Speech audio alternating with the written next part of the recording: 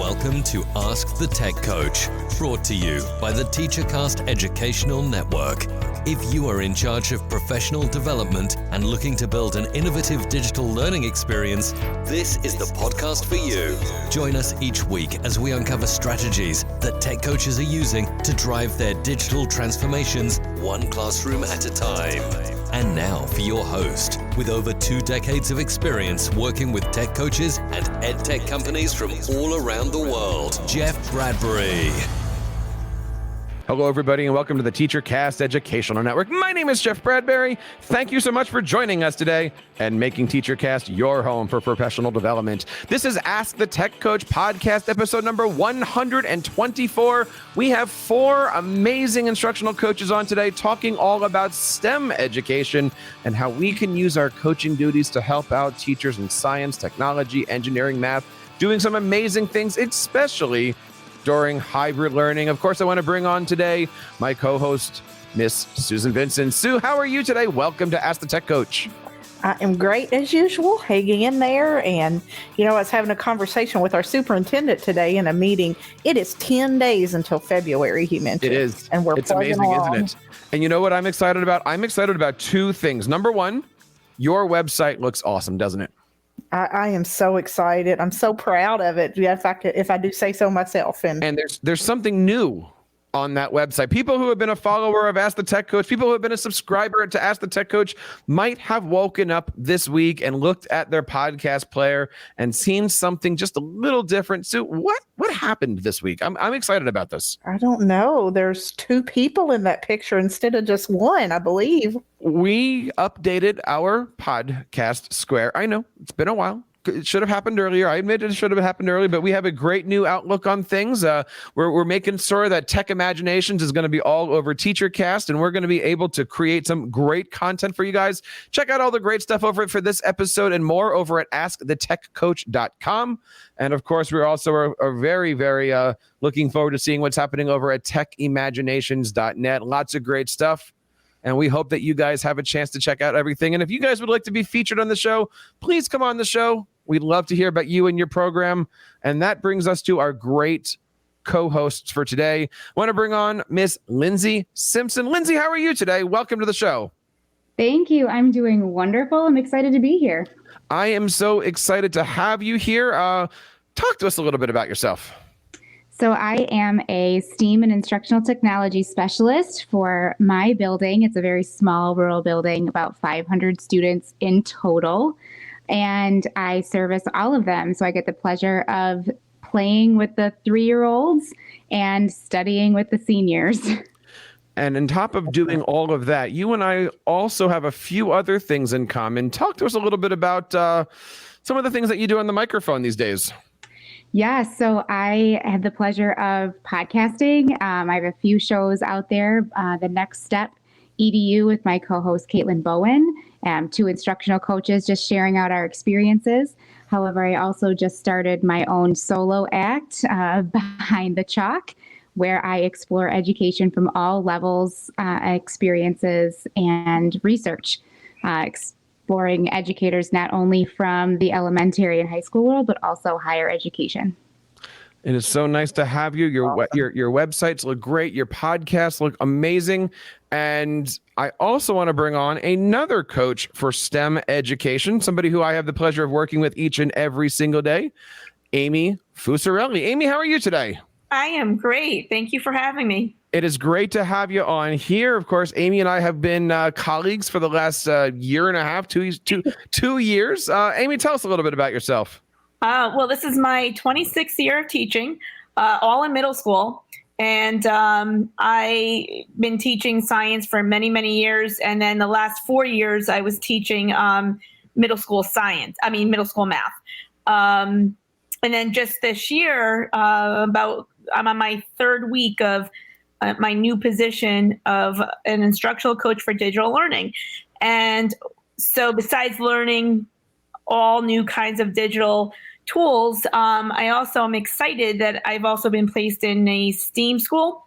And I am looking to be part of integrating technology. And I'm so excited for Lindsay and to hear from you, Lindsay, because there's a lot I need to learn.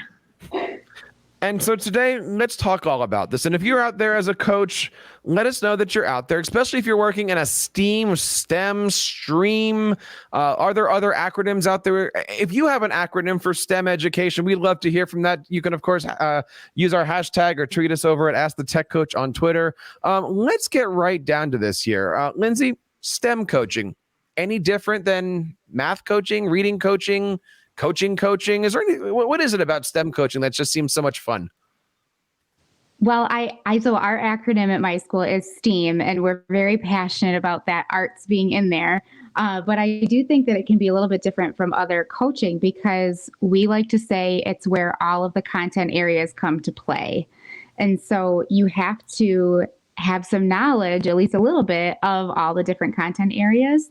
So I tend to attend a lot of department meetings and I go to a lot of curriculum trainings, and I try to make myself aware as much as possible of the priority standards at every level so that I can have a pulse on what people are doing and where I can bring together people for collaboration.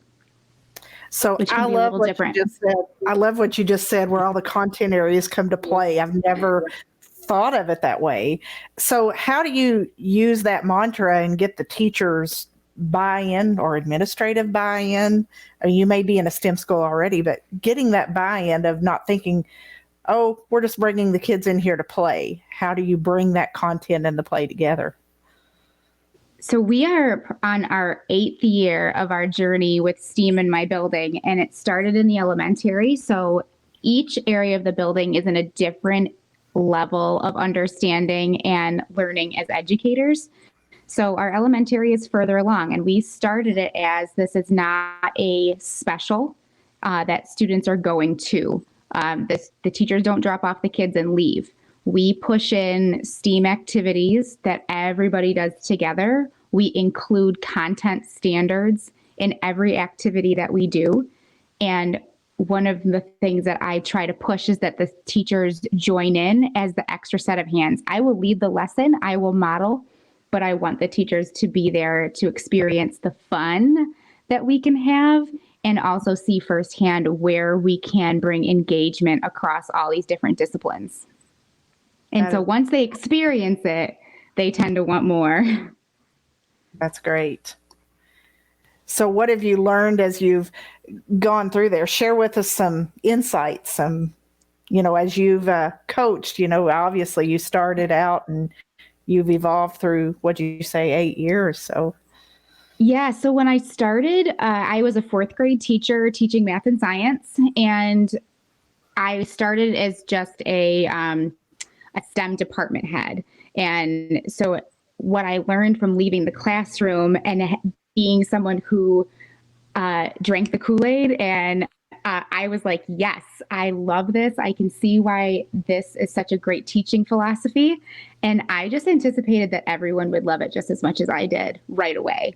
And that's not always the case. The traditional way of teaching can get results. And if people have good test scores, then they kind of look at this and they are a little skeptical. And so they're a little bit harder to pull in. So some of my biggest lessons is that I have to celebrate baby steps. And for some teachers, what I celebrate is way different than others, right? If they let me come in and steal 20 minutes, I shower them with love. I'm like, yay, way to go. Like, I loved working with you. Thank you so much. Maybe I could come back again. Whereas other teachers, I push them a little further because they're ready for it. So I think that's my biggest piece of advice is you really have to, just like students, work with each teacher as an individual, figure out their strengths, figure out their areas of need, and celebrate with them where they're at. I love the idea about celebrating the little baby steps. When we're working on this, a STEM activity does not have to happen in science, engineering. You can do a STEM activity in music class. You can do a STEM activity in typing class. You can do a STEM activity anywhere. If you are listening to today's show and you're sitting there going, how do I start? I don't have a STEM coach. I just want something. Maybe next week is a half day. I got a half an hour that I can do something with my kids. where's a good place to start for just getting that first toe wet? I think really it starts with that collaboration piece. So I always just find one other crazy person. And there's always somebody in your building that's just as crazy as you are, that you can say, like, let's just do a 30-minute activity. Especially right now with some of the environments that we're in, kids need to have fun. They need some engagement. And so do we as adults. So let's figure it out. Let's get creative and let's just do something. And maybe you're just bringing in 2 content areas, right? You don't need all 4 areas of the acronym or 5. At my building, it's every discipline, science, engineering, English, social studies, right? We have a 8th period STEAM class that is social studies, ELA, and tech. Math's not even involved. Science isn't even involved, right? So I would say that first step is go find another crazy person and say, let's give it a shot. And then no matter how it goes, share out your experience because there will be positives. People are not going to join unless they know that you're doing it. And there's somebody closeted who's just waiting for the opportunity. So try it, share it, let other people join you. I remember last year, my first year at the middle school as a broadcasting teacher, and we had those half days. And I remember going down to the main office and asking our custodians to bring me 3 cases of paper. And everyone's looking at me like, why is the technology guy asking for 30 reams of paper? And they all walked into my room like, what's going on? And I was doing that whole, how many reams of paper can you stack up with one sheet of paper routine? My kids loved it. Collaboration, communication, critical thinking, all of that stuff was going on. Amy, talk to us a little bit about your experiences here. I know you have a science, math, robotics background, and you're about to go into an entirely new building that is STEM oriented. Have you thought, or do you have any ideas of how do you start to integrate some basic lessons? How do you start to build a culture of STEM with your teachers who are teaching any subject that's available right now? Yeah, it's I've done in the past like little mini types of what we do now is like project-based learning. So one of the biggest things about this school that I'm in is it's not just doing let's do a bridge building and then we can go take a look and study engineers, civil engineers, on how they actually build real bridges. I mean, throwing in some economics in there, and you have a budget and how much can you buy and to meet the criteria of the bridge. But integrating it with project-based learning where it's a bigger picture, that's something that I need to learn how to become a part of that.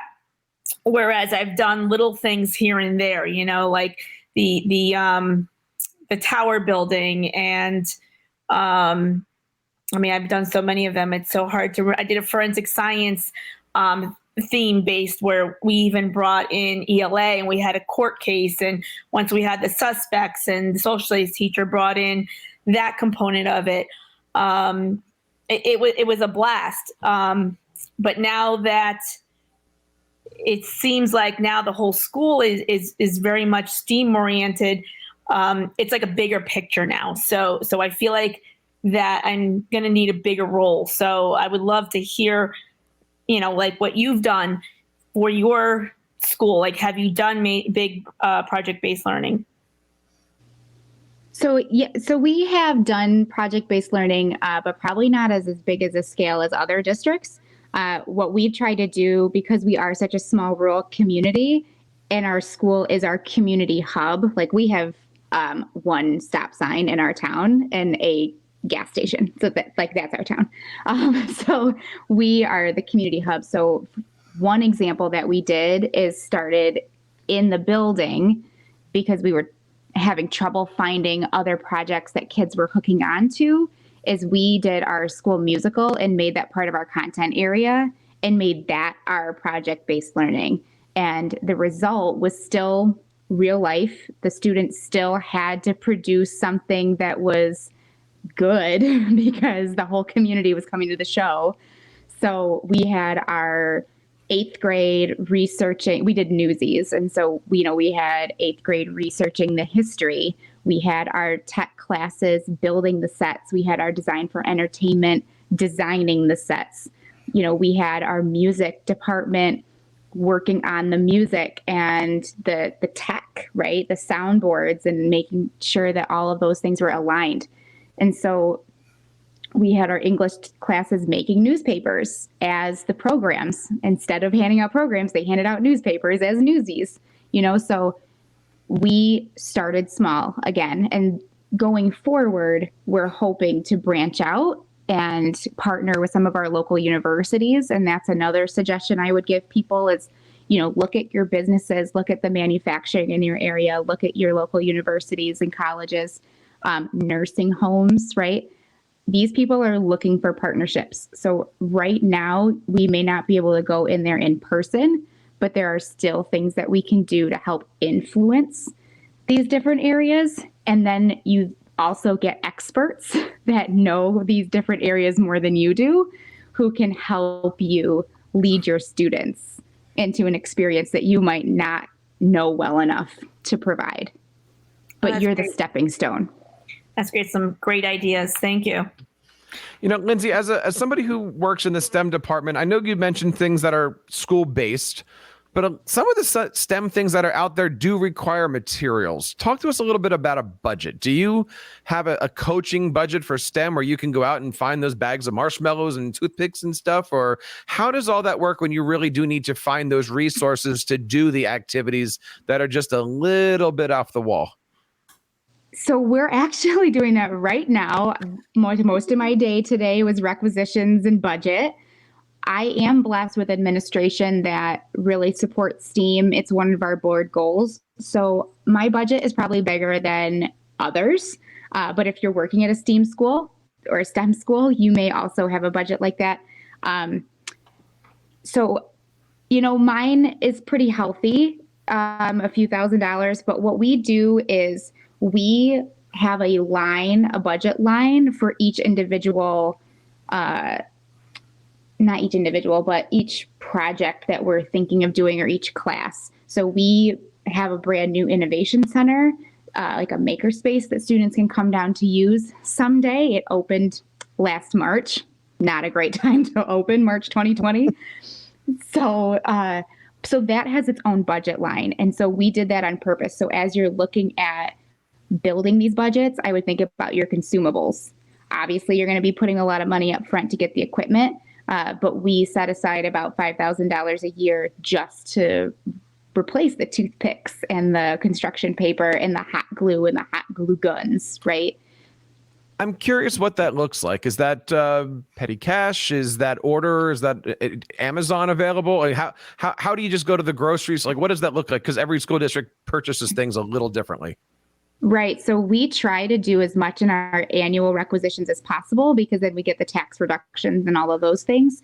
But that $5,000 that we put aside is something that we can do throughout the year. And that also provides me the opportunity to work with teachers because I don't know what their projects are going to be next year. I don't want to know what their projects are going to be next year, right? If you're telling me in a year in advance what your project is, then you're not being inspired by your students.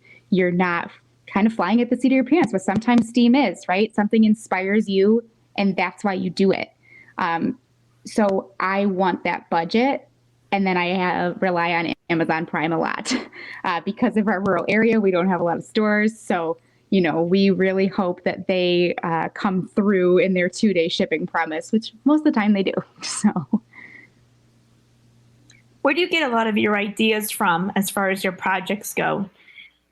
Like, do you tend to do more of one type of category than another?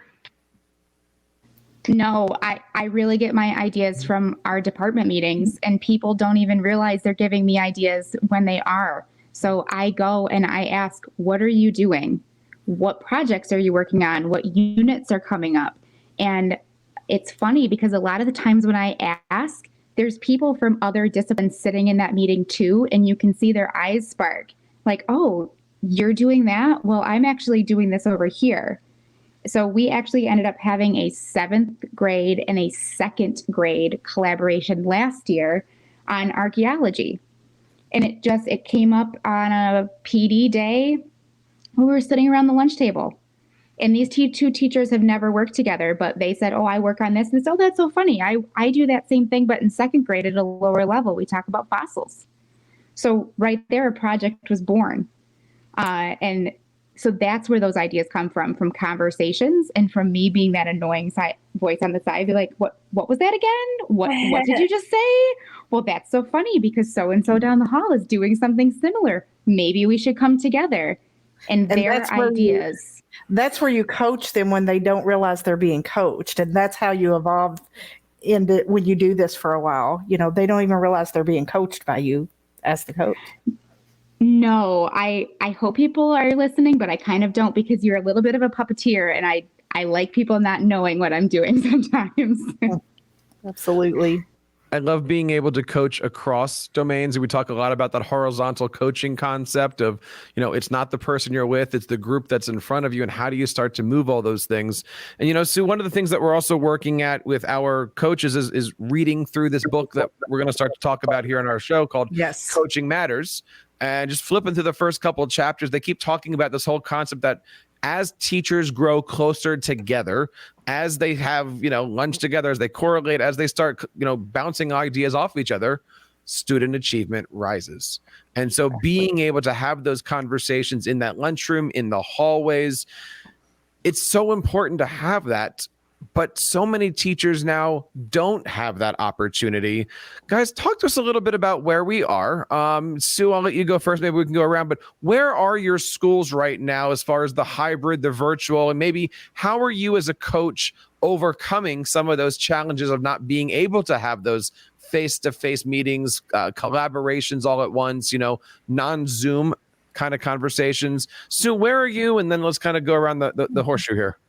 Yeah. So Jeff is right. Those, organic conversations that just come up out of the blue are sometimes more important than those orchestrated meetings in a staff meeting or a team meeting. But yeah, at our school, we are face-to-face right now. We were remote back in November and December, but we've been face-to-face the rest of the year. So we had a little easier time than a lot of other people, but we still have to watch our social distancing and all of that good stuff. And, we still do a lot of stuff over Zoom, even though we're in the same building, but we're in a large building. So, I might be on the other side of the building and the elementary school is way over there. So, we still do a lot of Zoom, but, they still get to, as teams, they still get to eat together, and being face-to-face helps that. So they eat together and they have those conversations over lunch. And personally, as the coach, I use my Facebook group that I have, our Ed Tech Share and Discussion group. So I use that often rather than email, because scrolling through Facebook, they may be sitting at lunch and they see what I've posted, and that may spark a discussion, and then they come to me later and we can plan more. And Amy, talk a little bit about where things are. I know we've got multiple buildings for our different coaches. Have you had a chance to really figure out where those congregation spots yet are in the schools to kind of get to know people? Have you, figured out where it is to start to have those conversations? Not yet. It's still a little bit early in the process. And one of the schools I'm in right now, a lot of students and teachers have been quarantined at home. So it's really been difficult to reach out. I have started with the library media specialists. I feel that, we're kind of along the same wavelength, and we're doing the same things, and we're supporting teachers. So I've been developing relationships with them and meeting with them, and they're helping me reach out to teachers who may have some questions, as these teachers are still trying to get to know me. A lot of them haven't seen me yet, haven't met me. I'll be attending some staff meetings virtually, because it is hard to go around to the classrooms, because then when it comes to contact tracing, I have to remember where I am, and so do administration, so so it really depends on the circumstance. But yeah, I'm definitely trying to get out there and reach and support whoever I can. Lindsay, where you are with everything? Because obviously as a coach, you want to be making friends and colleagues. You don't want to be in the lunchroom having coaching conversations, but that is the best place sometimes just to have those, hey, how about that kind of conversations? What's your strategy, especially for anybody who might be walking into the building for the first time, trying to get their bearings? What advice do you have? What's your buildings look like? Well, right now, like I mentioned, it's a small school, so we're one building. Right now with COVID, it's difficult because we are a hybrid model. We are not gathering like we normally do, so we're not utilizing our faculty rooms because they're quite small, and so we're not getting that opportunity to chat like we used to. So I recently started a virtual coffee and chat time in the mornings. Our Fridays are planning days for teachers with our hybrid model. And so we're starting every Friday from now on with a coffee and chat. And it's all on Microsoft Teams. So, we're social distance and we're doing what we're supposed to. But it allows us to have those socializing conversations. But we're teachers. So we always start talking about the lessons and we always start talking about the units. We can't not bring it up. And so that's really where I focused my years of trying to figure out what everybody is doing, because similarly, I'm avoiding classrooms and pushing in just for the contact tracing. How did all that start? Was that difficult, or did you just send an email out that says, hey, 7:30, we're doing this? Like what time? What was the genesis of all this? No, I got the idea from another instructional coach from another district, and I really just put it out there and people grabbed onto it. I didn't think anybody would actually show up because everyone is so busy on those Fridays to plan. But I think the social piece really is what everybody's looking for. Right since March, our socialization has decreased tremendously. So the idea that they could just grab a coffee and chat with each other, even if it is virtual, they wanted to do. So it was quite easy to pull them in with that temptation of let's just chat. And how does it work? You have 10 people in, is it all little chitter chat, or are you leading a conversation, or what's that? What does it look like if you're inside there? No, it is very, it's very casual. I start the meeting and then I pretty much sit back. Teachers are chatty. And the people who are showing up are wanting to chat. So I have to start the meeting and I say, good morning. How's everybody doing? How was your week? And that's pretty much all I say. And everyone else just takes over until the point where I have to inevitably say, hey guys, sorry, I have to go. And then of course it's, oh yeah, I have this meeting. Yeah, I probably should start doing this. But it's really getting it started and letting everybody take the lead. That's great when you're a podcast host and your co-hosts that are visiting can take the lead and move on with the conversation. This is awesome. What are you trying to say, Sue? I don't know. They may put us out of a job. If you guys are getting a lot of great ideas from this, we want to hear from you. You can always reach out on Twitter at @AskTheTechCoach. One of the things that we're all involved with here, whether it be, whether we know it or not, is broadcasting, recording, making videos, doing some kind of media thing. It is a STEM subject, right? So if you have your kids doing the back end stuff, the front end stuff, playing with WeVideo, that is a subject. I know that's one of those things that I get a lot of questions about from teachers is where do you start with this? Amy, you recently started a YouTube channel. You've been making these great videos. Talk to us a little bit about that. What are you doing? How are you doing it? And as a new coach, where do you see this being supportive with your teachers as you enter your new position here? Well, one of the things with WeVideo being a popular tool in our district is something that I had to learn. So I figured what was a better way to learn it than to create a YouTube channel that had little short instructional videos for teachers to learn different platforms that we're using. And so with a lot of teachers I've worked with, even before I became a coach, to try to go and teach them something new, it had to be in small steps, like very small steps. And giving something in such a large amount of time was very difficult for a lot of people that I've worked with. So I thought I would just go ahead and play around with WeVideo. I've only done I think I'm starting my 4th video, but it's funny because I come up with, I discover something new. I'm like, oh, well, that's really cool. And then I learn that I can do this and do that. And so, I'm going to be looking at my 10th video and be thinking about my first one. And I need to go back and redo my first 4 or 5 of them because it's just going to be horrible. We grow as coaches and we see our evolvement. Thank you. There's another T-shirt from today. I like that. So Amy, you're using WeVideo.